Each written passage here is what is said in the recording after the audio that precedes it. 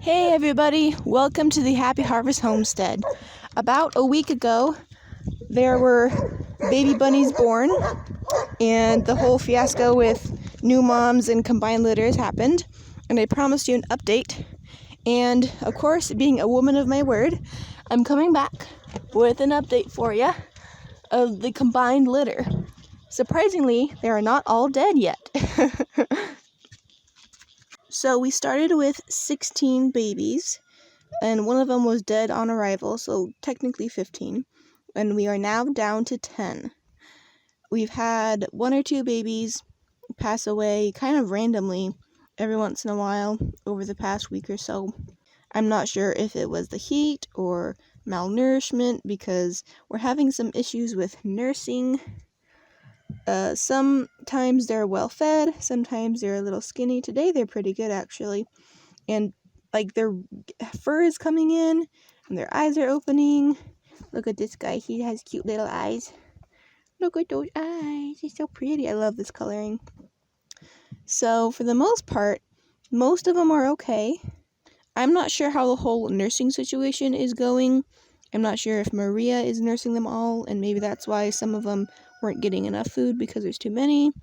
I'm not sure if Antoinette is nursing them sometimes as well.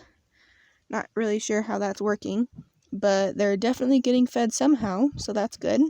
And I did kind of half expect these babies to all die within the first couple days of being born, because having first-time mothers sharing a nest box in the heat of summer is not the best recipe for success, but it seems like mostly they're doing okay. We still have 2/3 of the kits alive, and they're thriving, they're getting full, their eyes are opening, the moms aren't killing babies, or there's no fighting over who's nursing. I'm making sure to feed them extra well, lots of greens, lots of grain, keep their milk supply up. Of course, eventually I want to move away from feeding grain and just rely on the greens, but at this point I want alive babies that are being nursed properly more than I want them to be 100% sustainable. I'm balancing my production and sustainability legs of my rabbitry bar stool. If you have no idea what I'm talking about, I'll link the video I made about that up in the top right corner. So this has just been a quick update on the babies and on our success. I think it is so cute. Oh, there's Maria. She's right there. I think it is just so cute that Henwin, the grandma, had babies in a combined litter, and one of those babies was Acrobat, and then Acrobat's daughters have had a combined litter. And maybe just for fun, I'll just keep one of her daughters so we can continue the tradition, and it'd be so cute. So, quick update. All the rabbits are doing good. All the other litters are growing and being well. Oh, also, we have so I was gone at a church camp for a couple days, and the family took care of the animals, and everything went okay except for that.